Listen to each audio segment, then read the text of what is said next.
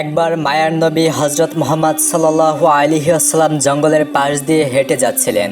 তখন তিনি দেখতে পেলেন এক ইহুদি একটি হরিণকে বেঁধে রেখেছে। হরিণটি দয়ার নবী মুহাম্মদ সাল্লাল্লাহু আলাইহি ওয়াসাল্লামকে দেখার সাথে সাথে বলে উঠল, ইয়া রাসূলুল্লাহ, ইয়া হাবিবাল্লাহ, আজ সকালে আমি আমার বাচ্চাদেরকে বাসায় রেখে খাবার অন্বেষণের জন্য বের হয়েছিলাম। এমন সময় এই ইহুদি আমার সামনে আসে এবং আমাকে বন্দি করে ফেলে। সকাল থেকে এই পর্যন্ত সে আমাকে বন্দি করে রেখেছে। ইয়া রাসূলুল্লাহ, আমার দুধের বাচ্চারা রয়েছে, তাদেরকে আমি সকাল থেকে এ পর্যন্ত দুধ খাওয়াতে পারিনি। হয়তোবা তারা আমাকে না পেয়ে অনেক অস্থির হয়ে পড়েছে এবং তাদের গলা দুধ না খাওয়ার কারণে শুকিয়ে গেছে। হে আল্লাহর নবী, আমি শেষবারের মতো তাদের সাথে একবার সাক্ষাৎ করতে চাই, দয়া করে আপনি একটি ব্যবস্থা করে দিন। হরিণের এই আর্জি শুনে দয়ার নবী মুহাম্মদ সাল্লাল্লাহু আলাইহি ওয়াসাল্লামের অন্তর কেঁদে উঠল। তখন তিনি বললেন, হে ইহুদি, তুমি কেন এই হরিণটিকে আটকে রেখেছো? ইহুদি বলল, আমি হরিণকে শিকার করেছি, আর জঙ্গলের প্রাণী শিকার করা তো বৈধ, তাই আমি তাকে আটকে রেখেছি। মুহাম্মদুর রাসূলুল্লাহ সাল্লাল্লাহু আলাইহি ওয়াসাল্লাম বললেন, হে ইহুদি, তুমি কি দেখতে পাচ্ছ না এটা একটা মা হরিণ এবং তার স্তন দুধে পরিপূর্ণ হয়ে আছে। সে তার বাচ্চাদেরকে দুধ না খাওয়ানোর কারণে অনেক কষ্ট পাচ্ছে, তুমি তাকে ছেড়ে দাও। ইহুদি বলল, আমি এত কষ্ট করে তাকে শিকার করেছি, আর তোমার কথা মতো আমি তাকে ছেড়ে দিব?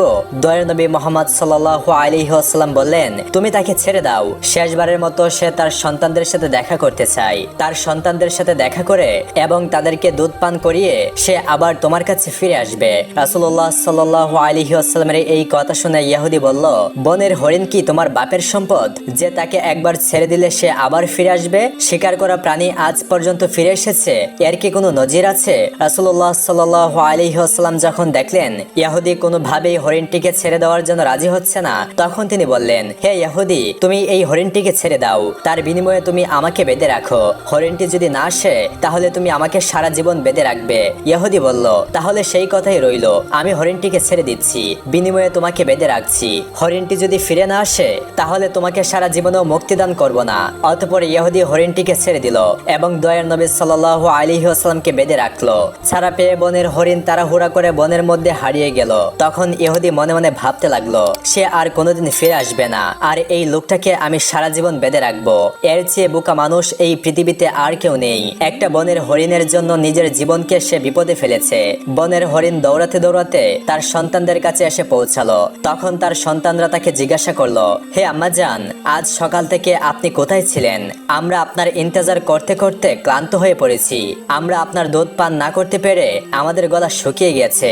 তখন বনের হরিণ তার সন্তানদেরকে বলল, ও আমার সন্তানেরা, তোমরা জীবনের শেষবারের মতো আমার সাথে দেখা করে নাও এবং আমার দুধ পান করে নাও, আর জীবনে তোমাদের সাথে হয়তোবা দেখা নাও হতে পারে। তখন হরিণের সন্তানেরা তাকে বলল, আম্মাজান, কেন আপনি এমন কথা বলছেন? কেন জীবনে আর আপনার সাথে দেখা হবে না? হরিণ তাদেরকে বলল, ও আমার বাচ্চারা, তোমরা তাড়াতাড়ি করে আমার দুধ পান করো।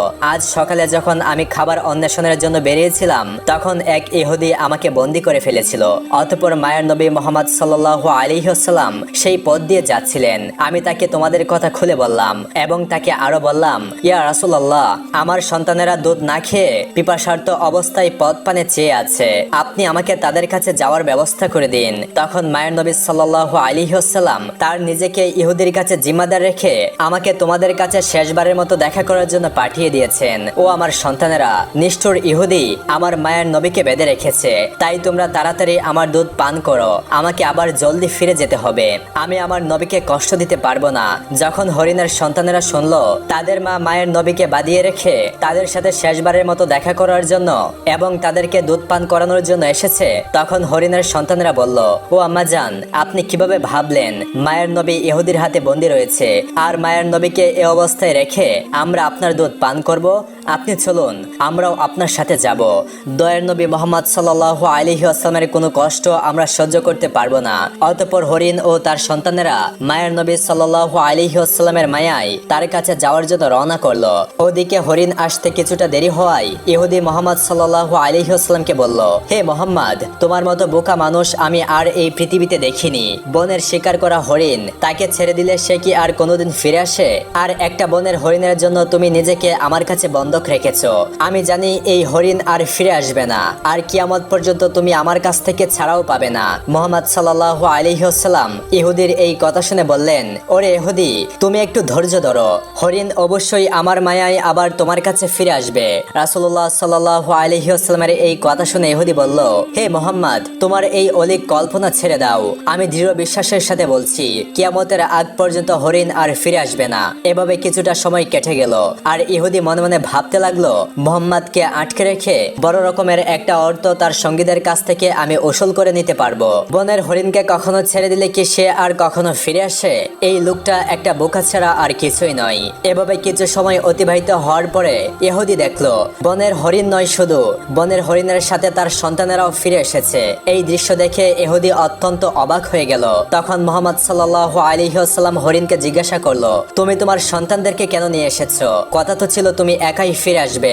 তখন মা হরিণ বলল, হে আল্লাহর রাসূল, আমি যখন আমার সন্তানদের কাছে ফিরে গিয়ে বললাম মায়ের নবী মুহাম্মদ সাল্লাল্লাহু আলাইহি ওয়াসাল্লাম তার নিজেকে ইহুদির কাছে জিম্মাদার রেখে আমাকে তোমাদের কাছে জীবনের শেষবারের মতো দেখা করার জন্য পাঠিয়েছেন এবং জীবনের শেষবারের মতো দুগ্ধ পান করানোর জন্য পাঠিয়েছেন, তখন আমার সন্তানেরা বলল, ও আম্মাজান, আপনি কিভাবে ভাবলেন মায়ের নবী মুহাম্মদ সাল্লাল্লাহু আলাইহি ওয়াসাল্লামকে বাদিয়ে রেখে আমরা আপনার দুধ পান করব? ইয়া রাসূলুল্লাহ, তখন আমার সন্তানেরা আমার সাথে রওনা করে চলে এসেছে। হে আল্লাহর নবী, আপনার সাথে এই বেয়াদবি করার জন্য আপনি আমাদেরকে ক্ষমা করে দিন। এতক্ষণ পর্যন্ত আমরা আপনাকে কষ্ট দিয়েছি। অতঃপর মুহাম্মদ সাল্লাল্লাহু আলাইহি ওয়াসাল্লাম ইহুদিকে লক্ষ্য করে বললেন, ও ইহুদি, এই নাও তোমার শিকার করা হরিণ ফিরে এসেছে। শুধু সে একাই ফিরে আসেনি, ফিরে এসেছে তার সকল সন্তানগুলিও। এখন তুমি তাদেরকে তোমার কাজে ব্যবহার করতে পারো। আর তুমি এই কথা মনে রেখো, আমি সত্য নবী, আমি শুধু মানুষের নবী নই, আমি বন জঙ্গলের পশু পাখি এবং সমগ্র জাহানের নবী। এই বলে মুহাম্মদ সাল্লাল্লাহু আলাইহি ওয়াসাল্লাম চলে যেতে লাগলেন। তখন ইহুদি পেছন থেকে তাকে ডাক দিয়ে বললেন, ইয়া রাসূলুল্লাহ, বনের হরিণ যার মায়ায় ফিরে আসে আমি বুঝতে পেরেছি তিনি আল্লাহর নবী ছাড়া আর কেউ নন। হে আল্লাহর রাসূল, আমাকে আপনি আপনার হাতে হাত রেখে কালেমা পড়িয়ে মুসলমান করে দিন। আর এই হরিণের আমার কোনো দরকার নেই, আপনি আমাকে আপনার চরণতলে রেখে আপনার গোলামি করার সুযোগ করে দিন। অতঃপর মুহাম্মদ সাল্লাল্লাহু আলাইহি ওয়াসাল্লামের হাতে হাত রেখে সেই ইহুদি মুসলমান হয়ে গেল। অতঃপর ইহুদি হরিণটাকে মুক্ত করে দিল, আর বনের হরিণ মায়ের নবী মুহাম্মদ সাল্লাল্লাহু আলাইহি ওয়াসাল্লামকে সালাম করে তার সন্তানদেরকে নিয়ে বনে ফিরে গেল। প্রিয় দর্শক, এই রিওয়ায়াতের অনুরূপী আরো একটি রিওয়ায়াত তাবরিন ও বাইহাকি শরীফে উম্মে সালমা রাদিয়াল্লাহু তাআলা আনহা থেকে বর্ণিত হয়েছে। অপর একদিনের ঘটনা, হযরত রাসূল আকরাম সাল্লাল্লাহু আলাইহি ওয়াসাল্লাম একবার সাহাবীদের সাথে এক মজলিসে উপস্থিত ছিলেন। এমন সময় সেখানে একজন গ্রাম্য ব্যক্তি উপস্থিত হলো। তখন তার হাতে ছিল শিকার করা একটি গুইসাপ। আগন্তুক রাসূলুল্লাহ সাল্লাল্লাহু আলাইহি ওয়াসাল্লামের দিকে ইশারা করে সাহাবায়ে কেরামদেরকে জিজ্ঞাসা করলেন, ইনি কে? সাহাবায়ে কেরাম উত্তর দিলেন, ইনি আল্লাহর রাসূল সাল্লাল্লাহু আলাইহি ওয়াসাল্লাম। ইনি হলেন জিন ও ইনসানের নবী, ইনি হলেন তামাম বিশ্ব জাহানের নবী। অতঃপর সেই আগন্তুক গ্রাম্য ব্যক্তি বলল, আমি লাত ও উজ্জার কসম করে বলছি, আমি তাকে নবী বলে স্বীকার করি না। তবে আমার হাতে যে শিকার করা গুইসাপটি রয়েছে, এই সাপটি যদি কথা বলে তার নবুয়তের ব্যাপারে স্বীকৃতি দান করে, তাহলে আমি তাকে নির্দ্বিধায় নবী বলে মেনে নিব। হে মুহাম্মদ, যতক্ষণ পর্যন্ত এই গুইসাপটি আপনার উপর ঈমান না আনবে, ততক্ষণ পর্যন্ত আমিও আপনার উপর ঈমান আনব না। তখন রাসূল করিম সাল্লাল্লাহু আলাইহি ওয়াসাল্লাম ওই ব্যক্তিকে বললেন, তুমি সত্যি করে বলো তো, এই গুইসাপটি যদি তোমার কথা মতো আমার উপর ঈমান আনে এবং আমার নবুয়তের ব্যাপারে স্বীকৃতি প্রদান করে, তাহলে কি তুমি আমার প্রতি ঈমান আনবে? বেদুইন ব্যক্তি জবাব দিল, যদি সত্যি এটি হয়, তাহলে আমি নির্দ্বিধায় তোমাকে নবী বলে স্বীকার করে নিব এবং তোমার প্রতি ঈমান আনব। তখন আল্লাহর নবী সাল্লাল্লাহু আলাইহি ওয়াসাল্লাম ওই বেদুইন ব্যক্তিকে লক্ষ্য করে বললেন, তুমি গুইসাপটিকে ছেড়ে দাও। রাসূল আকরাম সাল্লাল্লাহু আলাইহি ওয়াসাল্লামের আদেশ মতো সেই বেদুইন ব্যক্তি তার সামনে গুইসাপটিকে ছেড়ে দিলেন। এরপর আল্লাহর নবী সাল্লাল্লাহু আলাইহি ওয়াসাল্লাম গুইসাপটিকে ডেকে বললেন, হে গুইসাপ। গুইসাপকে ডাক দেওয়ার সঙ্গে সঙ্গে সেই গুইসাপটি সকলের বোধগম্য বিশুদ্ধ আরবি ভাষায় জবাব দিল, লাব্বাইক ইয়া রাসূলুল্লাহ, আমি আপনার খেদমতে উপস্থিত এবং আমি আপনার অনুগত। গুইসাপটির এই কথাগুলি উপস্থিত সকলেই শুনল এবং বুঝতে পারল। এরপর রাসূল আকরাম সাল্লাল্লাহু আলাইহি ওয়াসাল্লাম তাকে জিজ্ঞাসা করলেন, তুমি কার ইবাদত করো? জবাবে সাপটি বলল, আমি ওই আল্লাহর ইবাদত করি, যার আরশ আকাশে, যার রাজত্ব দুনিয়াতে, যিনি সমুদ্রের ভিতরে পথ সৃষ্টি করেছেন, যিনি বেহেশতে রহমত ও দুজকে আযাব সৃষ্টি করেছেন। আল্লাহর নবী সাল্লাল্লাহু আলাইহি ওয়াসাল্লাম তাকে পুনরায় জিজ্ঞাসা করলেন। তখন ওই গুইসাপটি জবাব দিল, আপনি আল্লাহর রাসূল এবং আপনি আখির নবী। যে ব্যক্তি আপনার সত্যতা স্বীকার করবে সে সফল কাম হবে, আর যে ব্যক্তি আপনাকে মিথ্যা প্রতিপন্ন করবে সে ব্যর্থ হবে। অতঃপর রাসূল আকরাম সাল্লাল্লাহু আলাইহি ওয়াসাল্লাম সেই গ্রাম্য লোকটির দিকে লক্ষ্য করে বললেন, হে বেদুইন, এখনো কি তোমার মনে আমি আল্লাহর রাসূল হওয়ার ব্যাপারে কোনো সন্দেহ রয়েছে? বেদুইন ব্যক্তিটি বলল, ইয়া রাসূলুল্লাহ, ইয়া হাবিব আল্লাহ, যার নবুয়তের ব্যাপারে